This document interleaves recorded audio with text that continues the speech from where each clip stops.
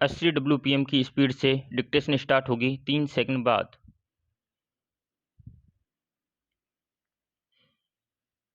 Start. Delhi में आम आदमी पार्टी की सरकार का यह दावा रहा है कि उसने यहाँ स्वास्थ्य और शिक्षा के क्षेत्र में बड़े सुधार किए हैं और आम जनता को इसका बहुत ज़्यादा लाभ मिला है विराम। मगर अक्सर ऐसी घटनाएं सामने आती रहती हैं जिनसे पता चलता है कि सरकार के दावों के बरक्स जमीन पर हकीकत बहुत अलग है विराम। खास तौर पर दिल्ली के अस्पतालों की हालत यह है कि किसी मरीज को समय पर इलाज नहीं मिल पाया, उसे अलग अलग अस्पतालों में भटकना पड़ा और आखिर इसी वजह से उसकी जान चली गई विराम। गौरतलब है कि दिल्ली के हरिदास नगर इलाके में एक क्लस्टर बस की टक्कर से बुरी तरह घायल एक युवक को लेकर उसके परिजन एम्स के स्वास्थ्य केंद्र दीनदयाल उपाध्याय अस्पताल और सफदरजंग अस्पताल में भटकते रहे मगर इलाज नहीं मिल पाया विराम। हार कर उन्होंने युवक को जब एक निजी अस्पताल में भर्ती कराया गया तब तक 3 घंटे से ज़्यादा वक्त गुजर गया था विराम।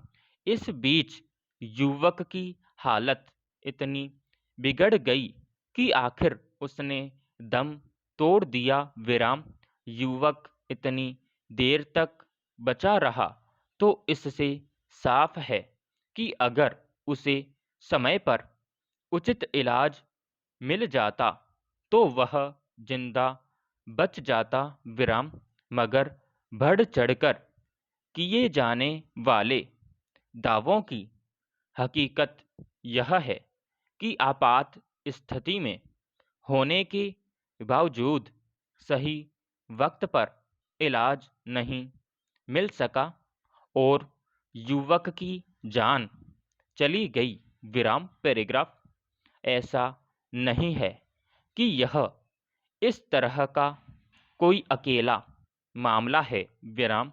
इससे पहले जनवरी और अप्रैल में भी इस तरह की घटनाएं सामने आ चुकी हैं जब आपात अवस्था में अलग अलग मरीजों को अस्पतालों में भटकने पर मजबूर होना पड़ा और इसी क्रम में हुई देरी की वजह से आखिर उसकी मौत हो गई विराम।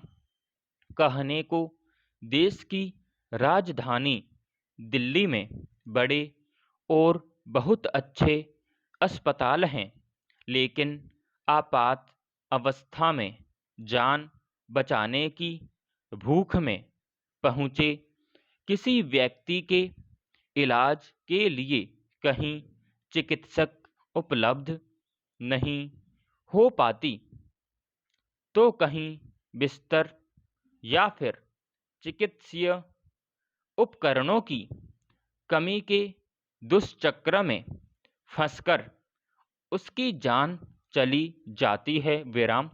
इस अफसोसनाक तस्वीर के रहते दिल्ली के स्वास्थ्य क्षेत्र में सुधार के दावों को कैसे देखा जाएगा? प्रश्नवाचक समाप्त।